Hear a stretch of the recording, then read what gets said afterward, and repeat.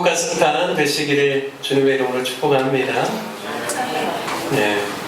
우리가 인생 살다 보면 내 뜻과 내 계획대로 일이 착착 진행될 때가 있죠. 그러면 참 얼마나 기쁘고 감사하고 또 평안이 넘치는지 모르겠습니다. 그런데 우리 인생이 늘 그렇게만 되지는 않은 것 같아요. 때로는 우리가 계획했던 대로 되지 않고 예기치 않은 많은 상황과 일들이 발생하면서 굉장히 심적으로 곤란하고 고통스럽고 힘든 그러한 때도 살아가게 됩니다. 저의 짧은 인생이지만 이렇게 제가 인생 살면서 제일 충격을 받고 가장 힘들었을 때가 언젠가 생각을 해보니까요. 시골에서 편안하게 지내면서 부모님 사랑받고 크다가 갑자기 12살 때 아버님이 제가 초등학교 6학년 2학기 9월 아마 어느 몇째쯤인지 모르겠는데 토요일날 저희가 2교시 때 학급회의를 했거든요. 학급회의 시간에 문을 딱 열고 들어오셨어요. 그러면서 제가 전학을 가게 됐다라는 거예요. 그래서 집에서도 안 들었던 이야기를 학교에서 학급회의 시간 때 아버님 통해서 듣게 된 거예요. 그래서 정말 저도 깜짝 놀래고 이틀 후에 이제 한 번도 생활해보지 않았던 이제 큰 도시에 가가지고 이제 생활하게 되면서 제가 얼마나 충격을 받았는지 아버님이 저하고 한 이틀인가 있다가요 시골에서 이제 농사일 바쁘시다고 가셔야 된다고 가셨어요. 근데 이제 향수병이라고 하죠. 고향이 너무 그립고 생각이 나서 학교 끝나고 집에 돌아오면 2층 집이었는데요. 2층에 그 현관을 열어놓고 바깥에 있는 도로를 보면서 혹시나 아버님이 택시에서 내리셔서 다시 나를 데리고 가지 않을까 이런 생각을 하면서 그 힘든 시간을 보냈던 기억이 납니다. 제 인생에 있어서 그 시간은 어떻게 보면 저에게 있어서는 가장 어렵고 힘들고 충격적인 시간이긴 했지만요. 이제 주님 안에서 하나님 안에서 인생을 돌이켜보니까 저에게 그런 시간들이 없었다라면 제가 하나님을 더욱 의지하고 하나님의 뜻을 따라서 살아가는 데 있어서 정말 하나님의 선한 인도함을 받을 수 있었을까 이런 생각들을 해보게 됩니다. 여러분 우리는 믿는 자로서 하나님의 섭리가 있다는 사실을 믿고 또 알고 있습니다. 우리 인생의 좋은 순간뿐만 아니라 어렵고 힘든 순간 가운데도 하나님께서는 그 가운데도 함께 하실 뿐만 아니라 오히려 우리 인생의 어려운 시간들이 오히려 하나님 안에서는 선함으로 바뀌어져서 그 우리의 인생의 어려운 경험들도 하나님 앞에서는 버릴 것이 없는 우리 인생의 참으로 또 선한 것으로 바뀌어질 수 있도록 하나님께서 역사하시는 분이심을 믿습니다. 여러분 마태복음 10장 29절에서 31절 말씀을 보면요. 참새 2마리가 한 아사리온에 팔리지 않느냐.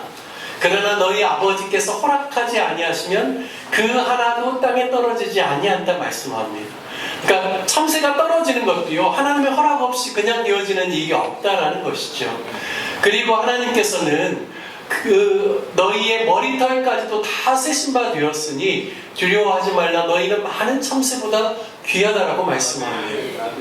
여러분 그러니까 우리 인생 가운데 하나님의 섭리, 하나님의 인도하심이 있기 때문에 우리가 염려할 필요가 없고 하나님은 우리의 머리털까지도 세신 바 되어서 세밀하게 우리의 인생을 인도해 주신다는 뜻입니다. 여러분 제가 명확하게 이렇게 구분이 되는 것 같아요. 어떤 구분이냐면 제가 예수님을 저의 구주와 주님으로 믿기 전에는요. 하나님께서 제 인생을 인도해 주시는 주권자가 된다는 사실에 대해서 인정을 못했던 것 같아요. 인생이라는 것은 내 힘으로 개척해야 되는 것처럼 그렇게 생각을 했었습니다. 그러니까요. 하나님께서 세밀하게 제 인생을 인도해 가시는 것을 깨닫지 못했던 것이죠.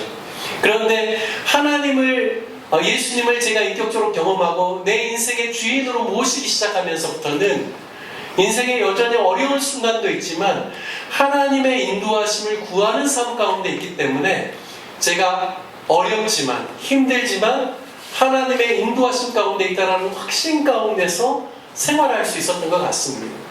여러분 우리가 하나님을 알기 전에는 우리 인생의 어려운 시간들이 해석되지 않지만 우리가 하나님을 만나고 알고 난 다음에는 우리 인생의 어려운 경험들도 하나님 안에서 해석이 되어지고 오히려 그것이 선한 하나님의 뜻을 위하여서 사용될 수 있는 경험이 되고 기제가 됨을 믿습니다. 여러분, 오늘 우리가 읽은 누가복음 2장 말씀에서 하나님의 섭리 가운데서 그리스도이신 예수님께서 이 땅에 오셨음을 우리에게 이야기를 해주고 있습니다. 여러분, 누가복음 2장 1절부터 나와 있는 그 내용 가운데 어떻게 하나님의 섭리가 있다는 사실을 우리가 알 수 있는지 우리가 그것을 깨달으려면 오실 메시아, 하나님께서 구약에서부터 자신의 백성, 이스라엘 백성들을 구원하시기 위해서 보내실 메시아가 어떤 모습으로 와야 된다고 하셨는지를 알아야 합니다. 여러분, 이스라엘 백성을 구원할 메시아, 즉 그리스도가 이 땅에 오실 때 어떤 모습으로 오셔야 되냐면 첫 번째는 이새의 줄기, 그러니까요 다윗 왕의 자손, 그 계보를 따라서 와야 합니다. 이사야서 11장 1절과 2절 말씀에 보면 이새의 줄기에서 한 싹이 나며 그 뿌리에서 한 가지가 나서 결실할 것이요 그의 위에 여호와의 영, 곧 지혜와 총명의 영이요 모략과 재능의 영이요 지식과 여호와를 경외하는 영이 강림하시리니 말씀하셨습니다. 여러분, 이새가 누굴까요? 혹시 이새를 아시나요? 이새는 누구의 아버지죠? 맞습니다. 다윗의 아버지입니다. 그러니까요, 메시아 오실 그 그리스도 그분이 어디를 통하여서 오신다라고 말씀하시냐면 이새의 줄기, 즉 다윗의 그 왕의 가계도를 통하여서 오시겠다라고 말씀하고 계십니다. 바로 그 위에 여호와의 영이 임하실 것이다라고 말씀하고 있습니다. 따라서 우리가 지금 본문으로 누가복음 2장을 보았지만 마태복음 1장 1절 말씀에 보면 예수님이 어디 가계와 어디 혈통으로 오시는가에 대해서 아브라함과 다윗의 자손 예수 그리스도의 세계라라고 말씀합니다. 한번 따라 한번 해볼까요? 아브라함과 다윗의 자손 예수 그리스도의 세계라. 여러분, 이 세계라는 말은요 영어로는 generation입니다. 예수님의 그 대 위로 올라가면 누가 나오냐면 다윗이 나오고 아브라함이 나온다라고 말씀하고 있습니다. 그래서요 마태복음 1장 1절부터는 족보 이야기가 나오는데요, 예수님의 아버지, 육신의 아버지가 누구죠? 네, 요셉이죠. 법적인 아버지죠. 실제로 예수님은 성령으로 말미암아 동정녀 마리아를 통하여서 태어났지만 그래도 자신의 양육자요 법적인 부모는 누구냐면 요셉과 마리아입니다. 요셉이 어디 출신이냐면 유다 족속의 출신입니다. 그런데요, 그 예수님 때부터 요셉을 거슬러서 14대 위로 가면 누가 나오냐면 남유다의 19번째 왕 요아김, 여고냐라고 하는 왕이 나옵니다. 그리고요, 그 여고냐부터 14대를 거슬러 올라가면 누가 나오냐면 다윗이 나옵니다. 다윗으로부터 또 14대로 올라가면 누가 나올까요? 유다를 거쳐서 아브라함이 나옵니다. 그러니까 아브라함 때부터 예수님까지는 몇 대가 될까요? 14, 14, 14 하면 42대가 되는 것이죠. 여러분, 예수님께서는요 구약에 예견된 대로 이 땅에 오시는 겁니다. 이새의 줄기를 통하여서 아브라함과 다윗의 자손을 통하여서 예수님께서 이 땅에 오셨다라는 것입니다. 여러분, 창세기 49장 10절 말씀에 보면 야곱이 죽기 전에요 당신의 아들들에게 축복하는 내용이 나옵니다. 그때 유다에 대해서 어떻게 이야기하냐면 우리 한번 10절 말씀 같이 읽어볼까요? 함께 읽습니다. 시작. 규가 유다를 떠나지 아니하며 통치자의 지팡이가 그 발 사이에서 떠나지 아니하기를 실로가 오시기까지 이르리니 그에게 모든 백성이 복종하리로다 말씀합니다. 여러분, 규가 유다에게서 떠나지 않겠다. 지금 야곱이요 자신의 12아들들에게 축복하는 내용인데요, 유다에게 이야기할 때는 왕의 후손들이 그리고 이스라엘을 다스리는 왕이 잡는 그 규가 계속해서 이어질 것이다라고 말씀하고 있습니다. 통치자의 지팡이가 그 발사리에서 떠나지 않기를 언제까지요? 실로가 오시기까지라고 이야기하고 있습니다. 여러분, 사진을 보면 지금 왕이 뭘 잡고 있어요? 지팡이 같은 걸 잡고 있죠. 이게 뭐냐면 규입니다. 왕이 붙잡는 규에 바로 이 통치자의 규가, 통치자의 지팡이가 유다 지파에서부터 떠나지 아니할 것이고 실로가 오시기까지 하리라 라고 말씀합니다. 이 실로라는 것은 이 히브리어 샬라라는 데서 나왔는데요. 샬라는 쉬다, 조용하다라는 뜻입니다. 그래서 이 의미는 평화와 안식의 상징입니다. 평화와 안식의 상징이신 바로 그리스도, 메시아, 그분이 오시기까지 유다로부터의 이 통치권이 계속해서 이어져 내려갈 것이다 라는 말씀입니다. 여러분, 예수님은요 어느 혈통으로 오셔야 돼요? 아브라함과 다윗의 그 혈통으로 오셔야 됨을 말씀하고 있습니다. 여러분, 또한요 예수님은 어디로 오셔야 되는가? 미가서 5장 2절 말씀에는 베들레헴 에브라다야, 너는 유다 족속 중에 작을지라도 이스라엘을 다스릴 자가 내게로 나올 것이라. 그의 근본은 상고의 영혼에 있느니라 말씀합니다. 여러분, 베들레헴이 누구의 고향일까요? 다윗의 고향입니다. 베들레헴이요? 베들레헴의 뜻이 뭘까요? 떡집이라는 뜻이 있어요. 좀 외국적으로 이야기하면 빵을 만드는 빵집이라는 뜻이에요. 여러분, 오늘 주님께서 우리에게 빵을 많이 주셨는데 생명을 공급하는, 사람들에게 양식을 주는 그러한 곳이 베들레헴입니다. 에브라다는 기쁨의 열매라는 그런 뜻이 있습니다. 그래서 베들레헴의 옛 지명이 에브라다예요. 베들레헴이 이 예루살렘에서 가까운 데만 있는 게 아니라요, 저 북부에도 베들레헴이 있었기 때문에 옛 이름인 에브라다까지 같이 이야기하는 겁니다. 베들레헴 에브라다야, 너는 유다 족속 중에 작을지라도 누가요? 이스라엘을 다스릴 자가 내게서부터 나올 것이다 라고 말씀합니다. 메시아가 어디에서 나온다고 말씀합니까? 베들레헴에서 나온다라고 분명하게 말씀하고 있습니다. 따라서 구약의 모든 예언을 성취하시면서 바로 메시아이신 예수님이 이 땅에 오셔야 했기 때문에 바로 유다 지파의 자손으로 오고 또 베들레헴으로 오셔야만 했습니다. 여러분, 그런데요, 예수님의 법적 부모인 요셉과 마리아는 어디 출신이죠? 어디가 거주지예요? 잘 알죠? 예수님은 어디 출신이죠? 나사렛이죠. 나사렛에서 베들레헴까지는요 꽤 먼 거리입니다. 직선거리로 120km. 굉장히 멀죠? 도로를 따라서는 약 150km 정도를 가야 되는 곳입니다. 여러분, 만삭이 된 그러한 임산부가요 이 먼 거리를 여행할 수 있을까요? 여행하기가 쉽지가 않아요. 그런데 당시에 오늘 누가복음 2장 1절에서부터 읽어보면 초대 로마 황제 가이사 아구스토가 나옵니다. 아우구스투스라고 하죠. 로마의 첫 번째 황제입니다. 바로 이 첫 번째 황제가요 굉장히 로마 제국 통치를 잘했어요. 외교적으로도 잘했고 행정적으로도 굉장히 잘했습니다. 그래서 이 초대 황제 때 팍스 로마나라는 그러한 그 이름이 그때 생겼어요.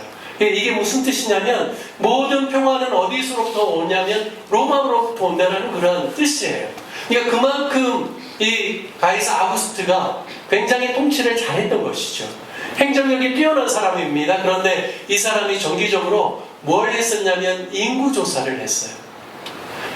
자신이 다스리고 있는 제국 안에 인구 수요를 파악하는 겁니다. 무엇 때문일까요? 인구수가 어디에 연관이 되어 있을까요? 돈에 연관이 되어 있습니다. 세금, 세수를 걷기 위해서. 그래서 이것을 정확하게 파악하기 위해서 0을 붙이는데 어떤 0이냐면 로마의 치아 안에 있는 모든 나라들은 자신의 그 사람들이 다 고향으로 가서 호적하라는 것이죠. 인구조사에 참여하라는 것입니다. 이 가이사의 영이 있었기 때문에 지금 나사렛에서 베들레헴까지 가야만 했습니다. 만삭 때는 바로 이 요셉과 그리고 마리아가 움직여야만 했던 것입니다. 4절과 5절 오늘 우리가 함께 읽은 말씀에 보면 아우구스토의 영으로 말미암아 요셉도 다윗의 집 족속이므로 갈릴리 나사렛 동네에서 유대를 향하여 베들레헴이라 하는 다윗의 동네로 그 약혼한 마리아와 함께 호적하러 올라가니 마리아가 이미 잉태하였더라 말씀합니다. 여러분, 하나님께서 역사를 주관하고 계십니다. 하나님께서 이 땅에 당신의 백성을 구원할 예수 그리스도 메시아를 보내기 위해서요. 누구를 지금 통해서 일하고 있는 겁니까? 로마 황제 가이사를 통하여서 이 일들을 하고 있는 것입니다. 여러분, 하나님께서는 하나님 당신을 믿든 안 믿든 간에 세상 모든 나라를 하나님이 통치하시고 역사를 주관하시는 분이심을 믿으시기 바랍니다. 여러분, 구약의 말씀에 보면 참 이런 일들이 많이 나옵니다. 우리가 잘 알고 있는 남유다가요, 바벨론 제국에 의해서 멸망을 당합니다. 그런데요, 에레미야가 어떤 예언을 하냐면 너희가 바벨론에 가서 70년을 살다가 다시금 이 땅으로, 너희의 땅으로 다시 돌아오게 될 것이다 라고 하나님께서 에레미야를 통해서 약속을 주셨어요. 그런데 참 놀라운 것은요, 바벨론 제국이 멸망당하고 페르시아라는 바사라는 제국이 새롭게 출현합니다. 그런데요, 바사 제국의 첫 번째 왕인 고레스가 왕이 칙령을 내려요. 어떤 칙령이냐면 하나님의 감동을 그가 입어서 예루살렘에 하나님의 성전을 건축하는 일 가운데 너희 유다 백성들아, 너희가 가기를 원하면 누구든지 가라라고 칙령을 내립니다. 그래서요, 70년 만에 에레미야의 고백대로 그들이 자신의 땅으로 돌아올 수 있었던 것입니다. 여러분, 사람의 마음을 누가 움직입니까? 하나님이 움직이십니다. 왕의 마음을 누가 움직이셔요? 하나님이 움직이십니다. 여러분, 하나님께서 우리를 구원하시기 위해서 역사를 주장하시고 인도하신다는 것입니다.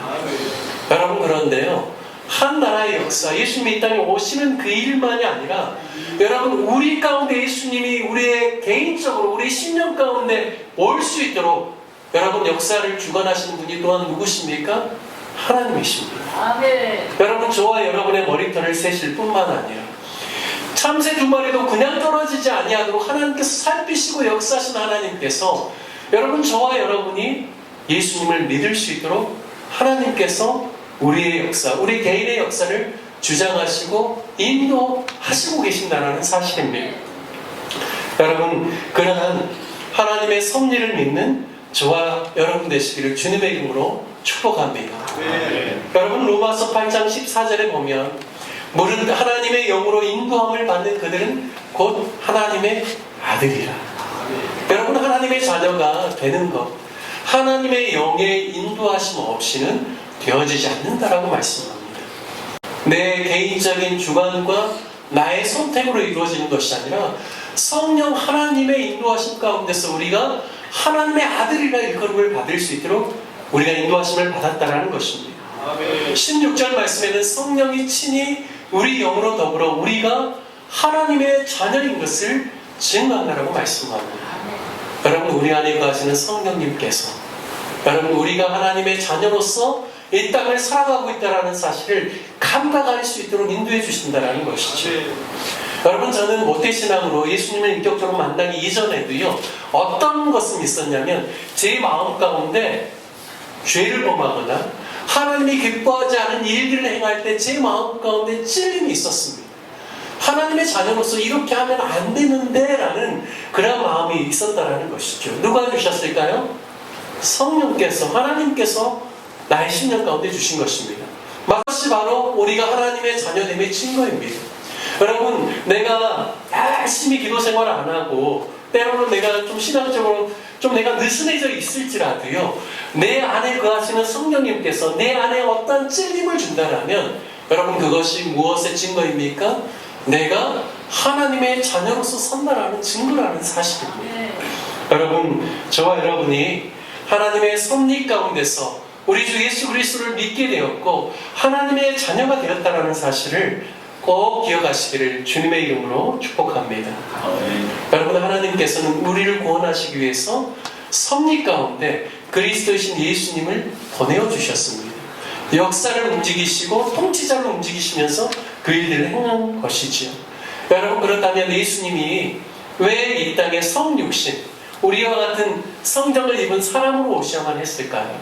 그리고 왜 예수님께서는 그분의 인생의 33년의 시간 가운데서 공생에는 3년밖에 되지 않지만 왜 우리와 같은 모습으로 30년이나 되는 그 긴 시간들을 생활하셔야만 했을까요? 오늘 본문의 말씀을 통하여서 예수님이 이 땅에 오신 세 가지 목적을 여러분과 함께 나누고 싶습니다. 첫 번째는요, 누구를 위해서 오셨습니까?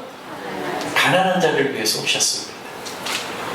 여러분, 마태복음 5장에서도 누가 천국이 그의 것이다라고 말씀합니까?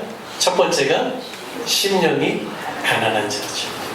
하나님의 은혜를 사모하고 하나님을 구하는 사람, 마음이 가난한 사람이 복이 있나니 천국이 그들의 것입니다 라고 말씀하고 있죠. 예수님은요, 가난한 자들을 위하여서 가난한 모습으로 이 땅에 오셨습니다. 여러분, 오늘 본문 6절과 7절 말씀 한번 같이 읽어볼까요? 함께 읽겠습니다. 시작. 거기 있을 그때에 해산할 날이 차서 첫 아들을 낳아 강부로 쏴서 구유에 뉘었으니 이는 영안에 있을 곳이 없음이로라. 아멘. 여러분, 예수님이 해산할 날이 차가지고 방 한 켠을 구하려고 하는데 여러분, 그 방 한 켠을 구하지 못했다라고 성경은 기록하고 있습니다. 물론 다윗이 기원전 약 한 40년 정도에 태어났다고 이야기를 합니다.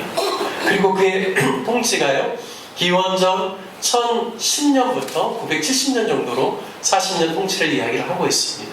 그러니까요, 베들레헴이라는 이 고을은 다윗의 동네로서 무려 역사가 얼마나 된 동네예요?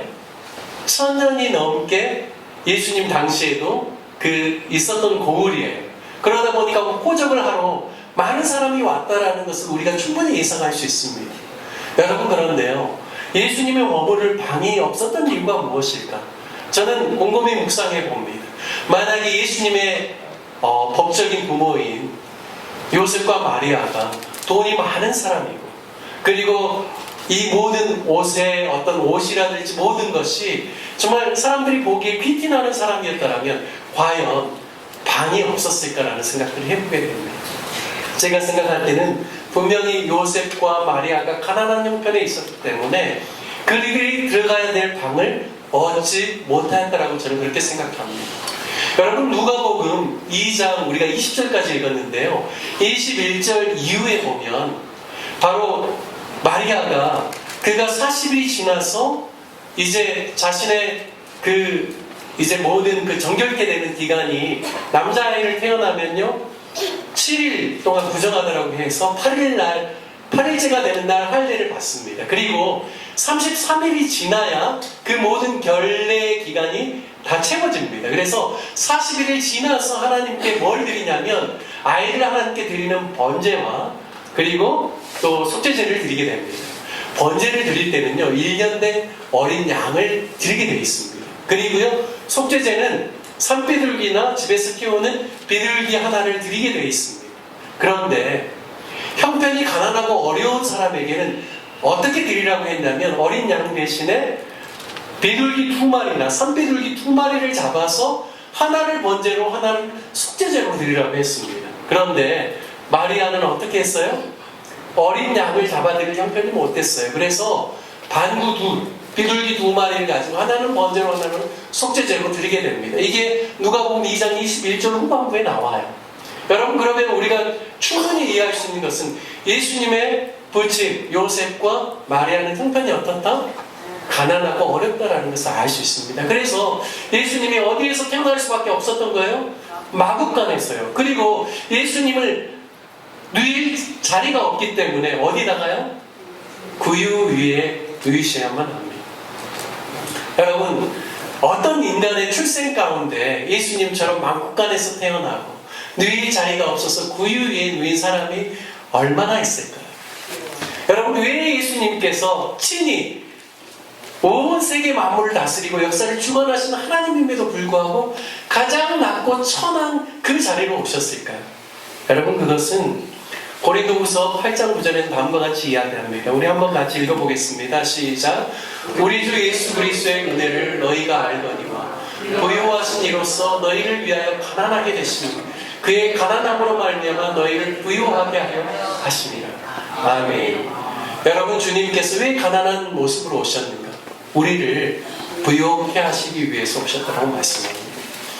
여러분, 우리가 인생을 살다 보면 많은 사람들을 만나게 됩니다. 여러분, 그런데 우리의 마음을 충분히 공감하고 내가 이야기를 할 때 내 마음이 잘 전달되고 이해되는 그런 사람은 대부분 어떤 사람이냐면 나와 같은 마음, 나와 같은 인생의 경험이나 그리고 어려움들을 통과한 사람들입니다.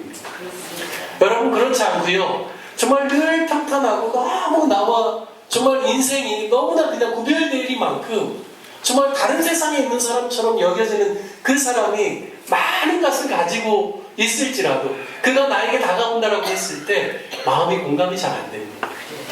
여러분, 그런데요, 많이 가지고 있고 학식과 지식과 부와 모든 것이 다 뛰어남에도 불구하고 이분이 산전수전 다 겪고 나와 같이 소가리가 무엇인지, 가난함이 무엇인지, 고통스러움이 무엇인지를 다 아는 사람이라면 여러분, 그 사람은요, 모든 사람이 그 사람과 함께 교제할 수 있어요. 가난한 자나 부한 자나 가진 자나 못 가진 자나 그리고 어떤 형편과 상황에 있을지라도요, 그 사람은 그 모든 것을 다 경험하고 위로할 수 있는 위로자이기 때문에 공감할 수 있고 그가 가지고 있는 부요함을 나눌 수 있다는 사실입니다. 여러분, 예수님은 모든 것을 다 가지신 분이시지만 그분이 가장 겸손한 모습으로 오신 것은 우리 인간들 가운데 어떠한 형편에 있는 사람일지라도 주님께서 그의 마음을 알아주시고 공감하시고 그분에게 참된 구원과 주님이 가지고 계신 그 부요함을, 풍족함을 나눠주시기 위함인 줄 믿으시기 바랍니다. 아멘. 여러분, 예수님께서 요한복음 10장 10절에 말씀하시죠. 내가 온 것은 양으로 생명을 얻게 하고 어떻게 하기 위함이더라고요? 더 풍성히 하게 하려 함이라고 말씀합니다. 여러분, 주님께서 가장 낮은 자의 모습으로 오신 것은 우리를 부요하게 하기 위함임을 믿으시기 바랍니다. 여러분, 부요함은요, 내가 물질 많이 가지는 부자가 되어서 부요함을 느끼는 게 아니죠. 여러분, 부자일지라도요, 굉장히 가난하게 살 수 있습니다. 무슨 말이냐면 자신이 부유하다라는 사실을 깨닫지 못하고 나는 부족해, 나는 더 가져야 돼, 그 마음은 어떤 마음이에요? 부를 가지고 있음에도 불구하고 만족하지 못하는 마음이에요. 여러분, 그런데 적게 가지고 있을지라도요, 하나님이 나에게 주신 것으로 인해서 내가 넉넉하고 만족하다라고 고백하는 사람은 어떤 사람이에요? 부요한 사람입니다. 여러분, 주님께서는 저와 여러분이 우리의 인생을 살아갈 때 주님 안에서 풍족함과 부요함을 누리시기를 원하시는 분이심을 믿으시기 바랍니다. 여러분, 저와 여러분이 예수 그리스도께서 주시는 참된 부요함을 누리는 귀한 인생을 사시기를 주님의 이름으로 축복합니다. 여러분, 두 번째 주님께서 오신 이유는 우리의 구원을 위해서 오셨습니다. 8절과 9절 말씀에 보면 목자들이 밤에 밖에서 자기 양떼를 지키다가 주의 사자가 그들 곁에 서서 주의 영광으로 그들을 두루 비추는 그 광경 속에서 천사를 통하여서 하나님의 메시지를 받습니다. 10절과 11절에 보면요, 우리 한번 같이 읽어볼까요? 천사가 이르되 무서워하지 말라. 보라, 내가 온 백성에게 미칠 큰 기쁨의 좋은 소식을 너희에게 전하노라. 오늘 다윗의 동네에 너희를 위하여 구중한 하셨으니 곧 그리스도 주시니라. 여러분, 예수님이 이 땅에 오신 그 예수님의 오심이, 성육신이 무엇이라고 이야기하냐면요, 온 백성에게 미칠 큰 기쁨의 좋은 소식이라고 이야기하고 있습니다. 한번 따라 한번 해보겠습니다. 온 백성에게 미칠 큰 기쁨의 좋은 소식. 예, 영어로는 good news라고 하죠. 이게 복음입니다. 여러분, 이 세상에서는요, 온 백성, 모든 사람들에게 다 기쁨이 되고 모든 사람의 마음을 다 만족시킬 만한 그런 굿 뉴스를 찾기가 쉽지가 않습니다. 왜냐하면 다 상대적이기 때문입니다. 예를 들어요. 누군가 합격하면 어떤 사람이 생깁니까? 반대로는 떨어지는 사람이 생깁니다. 그러니까 합격의 소식은 누구에게는 복된 소식이지만 불합격한 사람에게는 그 결과는 나쁜 소식이죠. 여러분, 전쟁에서 어느 나라가 승리하면 그 나라는 승리의 기쁜 소식이지만 패배한 나라는 어때요? 슬프고 괴로운 소식입니다. 여러분, 세상은 다 상대적이에요. 소식이. 만약에 농사를 지었어요. 올해 너무 대풍이에요. 너무 농사가 잘 됐어요. 너무 기뻐요. 기쁜 소식이죠. 그런데 나만 잘 된 게 아니라 내 주변에 있는 사람이 다 잘 됐어요. 그래서 슬픈 소식은 뭐였냐면 올해 그 곡물의 가격이 바닥을 치는 거예요. 그러면 어떻게 돼요? 그게 기쁜 소식이 아닌 거예요. 제가 무슨 이야기를 합니까? 세상에서는요, 다 상대적이라는 거예요. 소식이. 누구에게는 기쁜 소식이 될 수 있지만 누구에게는 기쁘지 않을 소식이 된다는 것이죠. 모든 사람의 마음을 다 만족시켜줄 수 있는 온 백성에게 미칠 기쁨의 소식을 세상에서는 찾기가 어렵다는 것입니다. 여러분, 그런데요, 예수님이 이 땅에 오신 소식은 부한 자나 가난한 자나 모든 사람에게 남녀노소 상관없이, 그리고 본토인 외국인 상관없이 모든 사람에게 어떤 소식이라고요? 온 백성에게 미칠 기쁨의 좋은 소식이다라고 말씀하고 있습니다. 왜입니까? 모든 인간은 죄인이고 모든 인간은 다 어떻게 되어 있습니까? 죽게 되어 있습니다. 그런데 예수님이 이 땅에 오심으로 말미암아 우리를 죄로부터 해방시켜 주시고요, 뿐만 아니라 우리로 하여금 죽음의 두려움 없이 살아갈 수 있도록 영생을 보장해 주시기 때문에 여러분, 예수 그리스도께서 이 땅에 오신 그 소식은 온 백성에게 미칠 참된 기쁨의 소식이라는 사실을 믿으시기 바랍니다. 여러분, 이 땅에 있는 어떤 사람도 예수 그리스도를 통한 구원을 받지 못할 사람이 없다라는 것이죠. 주님의 십자가의 구속의 그 사건은 온 세상에 있는 모든 백성에게 열려 있다라는 것입니다. 여러분, 하지만 하나님의 영의 인도함을 받아서 정말 구원함에 이르는 것은 하나님의 오묘한 섭리, 그리고 인간이 선택하는 것처럼 보이지만 그 가운데 역사하시는 하나님의 역사가 있다는 사실입니다. 여러분, 그래서 우리가 구원을 입는다는 이것은요, 얼마나 오묘한 사실인지 모릅니다. 여러분, 인간의 전혀 노력 없이, 인간의 전혀 선택이 배제되고 하나님의 그냥 주권적인 역사만 있는 것도 아니고요, 그렇다고 인간의 힘과 인간의 선택만 있는 것도 아닙니다. 모든 것이 어우러져서 하나님의 오묘하신 섭리 가운데 우리에게 베풀어 주신 그 구원이 정말 놀랍다라는 것을 저와 여러분이 알게 되시기를 주님의 이름으로 축복합니다. 여러분, 요한복음 3장 16절에 하나님이 세상을 이처럼 사랑하사 독생자를 주셨으니 이는 그를 믿는 자마다 멸망치 않고 영생을 얻게 하려 하심이라 말씀합니다. 뿐만 아니라 로마서 5장 8절에 우리가 아직 죄인 되었을 때 그리스도께서 우리를 위하여 죽으심으로 말미암아 하나님께서 우리에 대한 자기의 사랑을 확증하셨다라고 말씀하십니다. 여러분, 예수 그리스도는요, 하나님께서 내가 너를 버리지 않아, 내가 너를 끝까지 포기하지 않아, 내가 너를 사랑해, 내가 너를 구원하기를 원해, 내가 너를 나의 자녀로 온전히 회복시키기를 원해 라는 하나님의 강력한 메시지가 바로 예수 그리스도 안에 있다는 사실을 믿으시기를 바랍니다. 여러분, 세 번째 마지막으로는 주님이 이 땅에 오신 이유는 하나님의 영광을 나타내고 사람들에게는 평화를 주기 위해서 오셨다는 사실을 오늘 성경이 우리에게 가르쳐주고 있습니다. 여러분, 13절과 14절에 천군 천사들의 찬송소리를 통하여서 다음과 같이 선포됩니다. 우리 14절 말씀 함께 같이 읽겠습니다. 지극히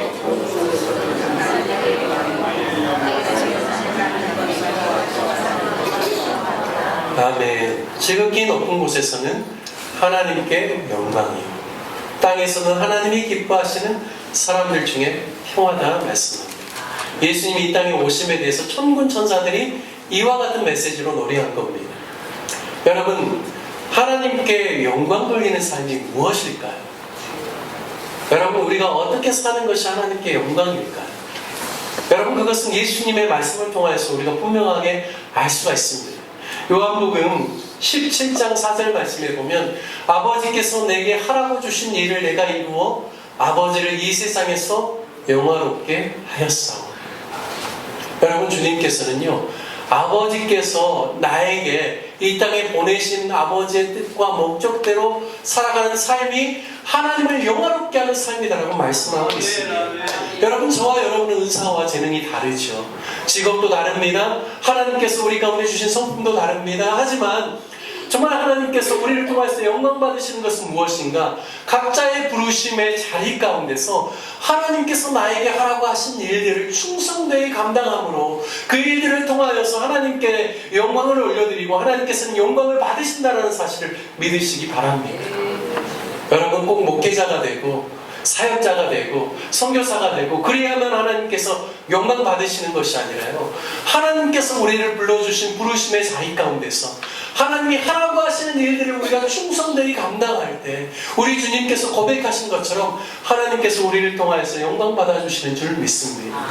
여러분, 예수님이 이 땅에 오신 것은 우리로 하여금 하나님께 영광 돌리는 삶을 살 수 있도록 이 땅에 오셨습니다. 두 번째는요, 또한 예수님께서 바로 하나님께서 하나님이 기뻐하시는 사람들 중에 평화를 주시기 위해서입니다. 여러분, 평화가 어디로 임한다고요?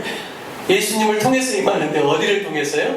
여기 보면 하나님이 기뻐하시는 사람들. 여러분, 하나님의 선택한 백성들을 통해서 진정한 평화가 구현된다는 사실입니다. 왜입니까? 모든 인간은 죄인입니다. 이기적인 본성을 가지고 있습니다. 그러하기 때문에요, 자신의 이익과 자신의 목적을 위해서 살아가기 때문에 이 땅 가운데 진정한 평화가 임할 수가 없습니다. 여러분, 그런데요, 여러분, 예수님을 믿는 사람들, 하나님의 백성들은 하나님의 영광을 위해서 살고 자신이 가지고 있는 것들을 많은 주변에 있는 사람들을 위해서, 유익하기 위해서, 나누기 위해서 살기 때문에 여러분, 하나님의 사람들이 있는 곳마다 하나님의 평화가 선포되지 않을 수가 없다는 사실입니다. 여러분, 저와 여러분이 예수 그리스도를 참되게 믿음으로 말미암아 예수님의 아름다운 성품을 소유함으로 말미암아 우리가 살아가는 삶 가운데서 하나님의 자녀를 통하여서 주시는 하나님의 진정한 평화를 누리고 우리 주변에 있는 수많은 사람들에게 그 평화를 전하는 저와 여러분 되시기를 주님의 이름으로 축복합니다. 여러분, 말씀을 정리하겠습니다. 하나님께서는 역사를 주관하시면서 그분의 지혜로 예수 그리스도를 이 땅에 보내주셨습니다. 저와 여러분이 예수님을 믿게 된 것도 하나님의 섭리로 인하였다라는 사실을 우리가 늘 깨닫고 감사하면서 사는 저와 여러분 되시기를 축복합니다. 예수님이 오신 목적이 그분의 가난해지심을 통하여서 우리를 부욕해 해주시기 위해서 오셨다라는 사실을 깨닫고 날마다 주님과 동행함을 통하여서 주님이 주시는 풍성함과 부요함을 누리시는 우리 루덴나무교회 온 성도들 되시기를 축복합니다. 여러분, 우리의 인생의 가장 큰 축복은 주님이 우리에게 허락하신 구원이라는 사실을 깨닫고 온 백성에게 미칠 그 기쁨의 소식을 우리 모두가 누릴 뿐만 아니라 우리 주변에 있는 사람들에게 전하는 저와 여러분 되시고 참된 평화를 전하는 하나님의 사람들 되시기를 주님의 이름으로 축원드립니다. 우리 함께 같이 기도하고 말씀을 마무리하도록 하겠습니다. 이라는 찬양이 참 너무 좋은 것 같습니다. 난 예수로 충만하네. 난 예수로 충만하네. 영원한 왕 내 안에 살아계시는 찬양인데요, 우리 시간상 우리 1절만 찬양하고 함께 같이 기도하면 좋겠습니다. 무명이어도 고마하지 않은 것은 예수 안에 난 만족합니다. 우리 함께 같이 찬양하겠습니다. 무명이어도 고마하지 않은 것은 예수 안에 나는 만족하리라. 가난하여도 부족하지 않은 것은 예수 안에 오직 나는 부요함이. 다시 한번 고백하겠습니다. 무명이어도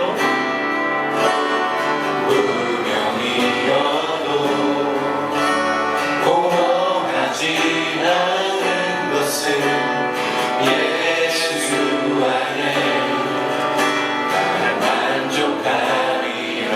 가난하여도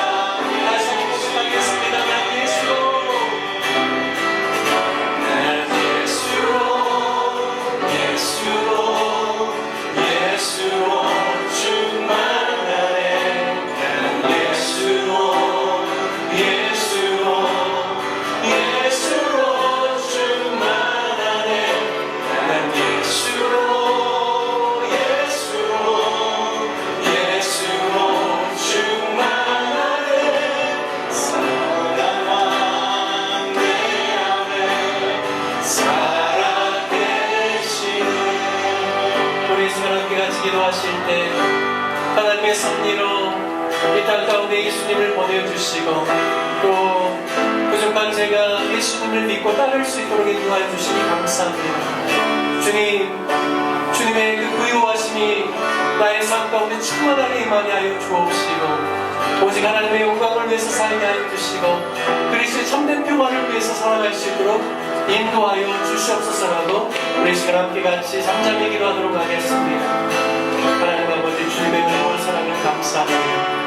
하나님 아버지 이 땅에 우리 주 예수 그리스도를 보내어주셔서 주님으로 말미암아 만족하고 기뻐하며 주님 안에서 참된 부유함을 누리게 하여 주시고 주님 안에서 참된 평안을 누릴 수 있도록 인도하여 주시니 참으로 감사를 드립니다. 하나님 아버지 우리의 삶을 통하여서 영광받아 주옵시고 아버지 하나님 우리 삶을 통하여서 오직 예수 그리스도의 복음이 온 땅 가운데 심어질 수 있도록 인도하여 주시옵소서. 주님 우리를 통하여서 오직 예수 그리스도만이 영광 받으시기를 소원합니다.